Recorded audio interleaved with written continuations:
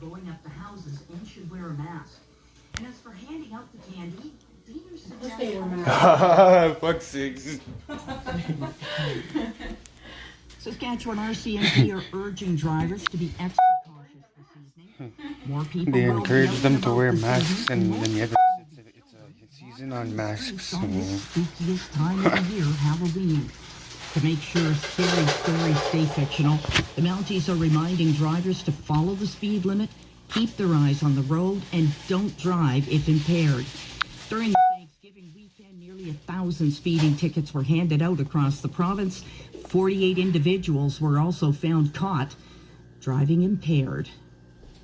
Battleford's families are set for a ghoulish time today as Halloween is coming to a head.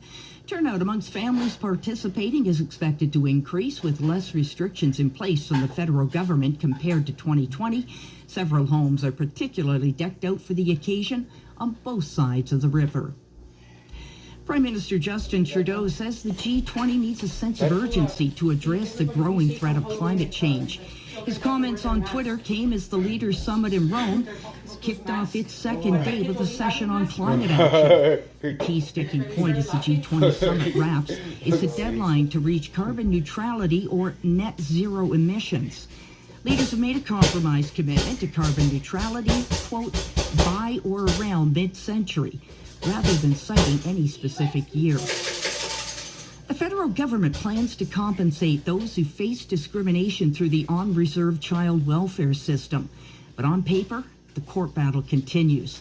Chief Cadmus Delorme of Cowessess First Nation is worried that Ottawa's decision to appeal could hinder the healing process. People, in this case children, maybe young adults, that are trying to get stronger from their experience in the child welfare system. The federal government says it will negotiate with Indigenous groups on a settlement with a deadline for a resolution set for December. Anticipation has been high among Catholic churches in the province since earlier this week when the Pope announced that he had accepted an invitation to travel to our country. The visit would be part of reconciliation with Indigenous people after the role the church played in residential schools. Libby Giesbrecht spoke with the Catholic Archbishop of Regina about the visit.